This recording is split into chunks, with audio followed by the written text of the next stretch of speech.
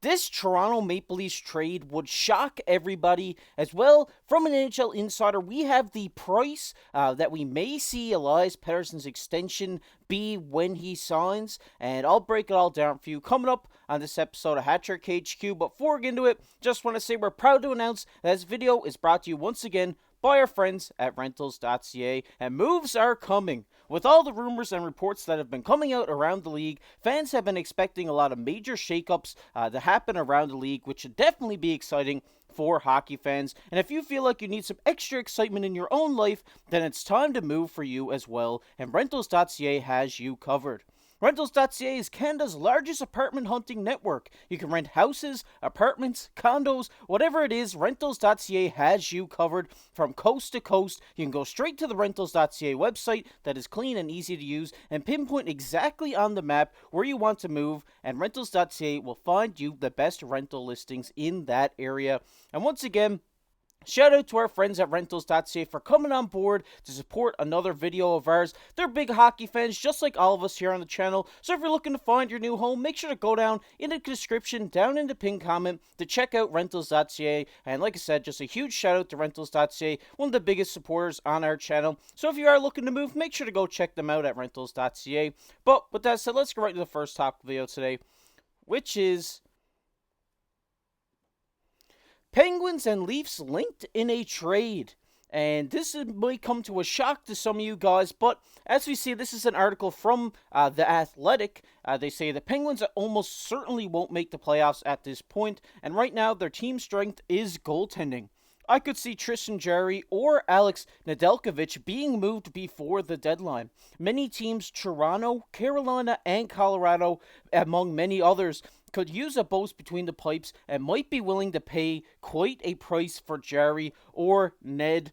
And this is a really interesting article to me. This is something that I really didn't expect to see today when I was combing through video ideas. And I mean, the Toronto Maple Leafs looking for a goaltender really didn't come across my mind. We've talked so much about this on this channel, about them going out looking to bolster their defense step. The goaltending kind of just slipped my mind here in this instance, and I know what some of you guys may be saying to yourselves right now. Why are we looking for another goaltender?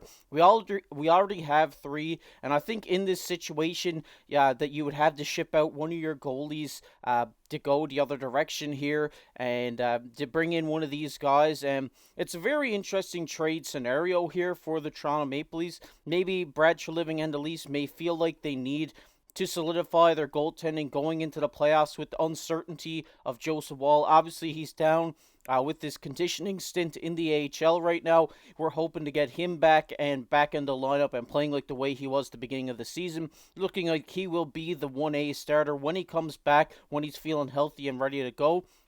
But it is a very interesting option here for the Toronto Maple Leafs to maybe look at Pittsburgh and get one of these goalies. And the first one we're going to talk about today is Tristan Jarry, obviously a household name for many hockey fans these days. At 28 years old, this season having a fantastic season with a .916 save percentage in 37 starts with 15 wins, 17 losses. Obviously, it's very unfortunate for Tristan Jarry that the Penguins are struggling this year. I think this guy's a great goaltender. They definitely have the goaltending there to be playoff contenders. It's just really unfortunate that the Penguins team isn't really clicking this season, but they could get some great assets back here for Tristan Jarry. And as we take a look at his contract that he just signed, I believe it was this offseason, he has a no-trade clause, a 12-team no-trade clause list. And if I was a betting man, I wouldn't say Toronto is on that list. I mean, I think you'd leave the contenders off the list just in case, a trade did arise that you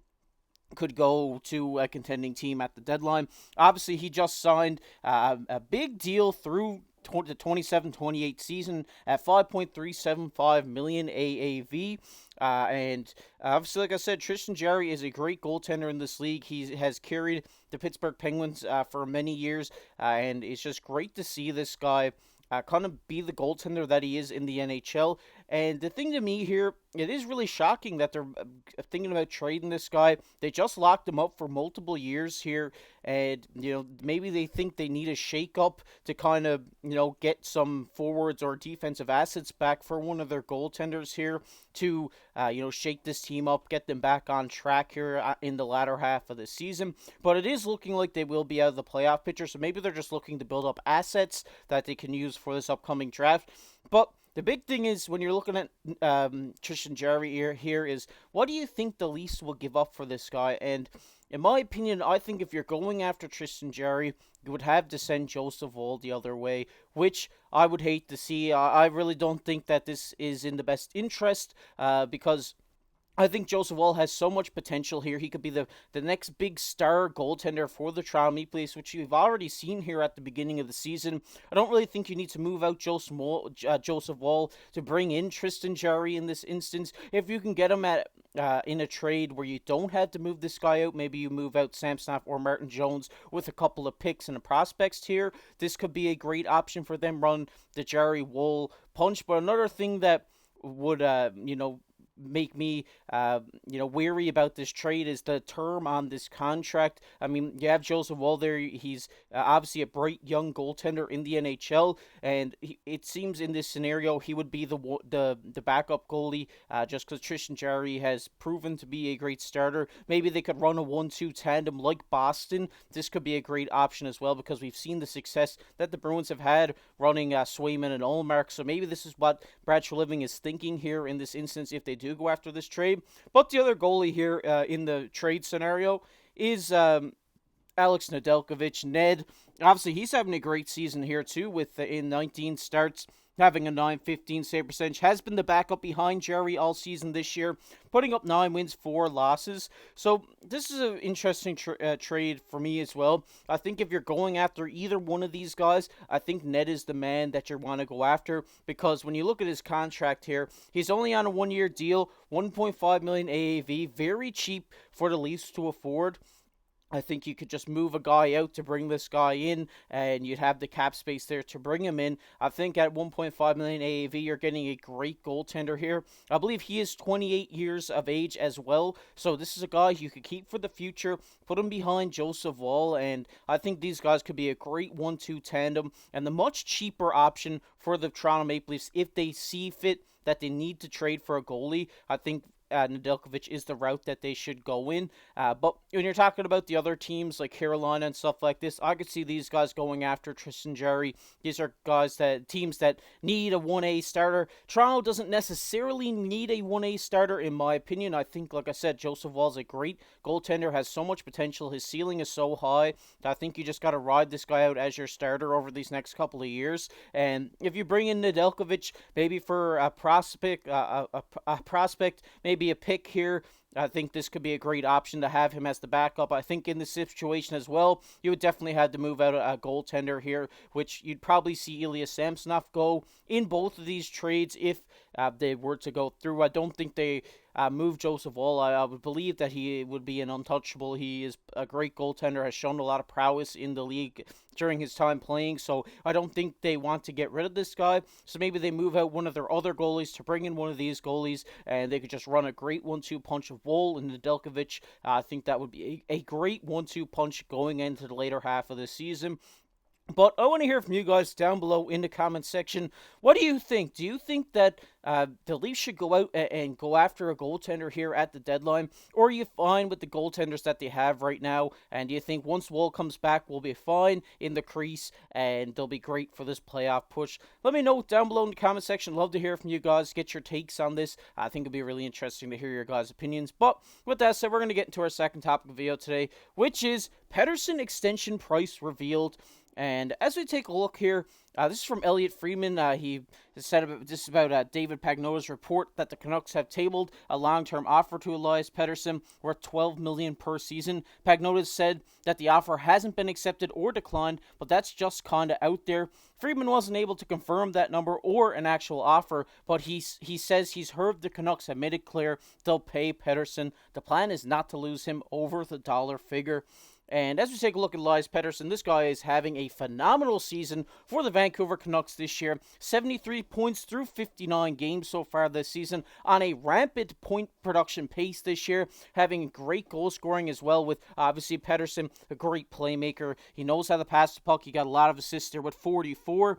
But he has been great on the faceoff dot as well, improved his numbers drastically from seasons previous with a 49% on the faceoff dot, and has been more physical this season, which I love to see out of this guy with 90 hits.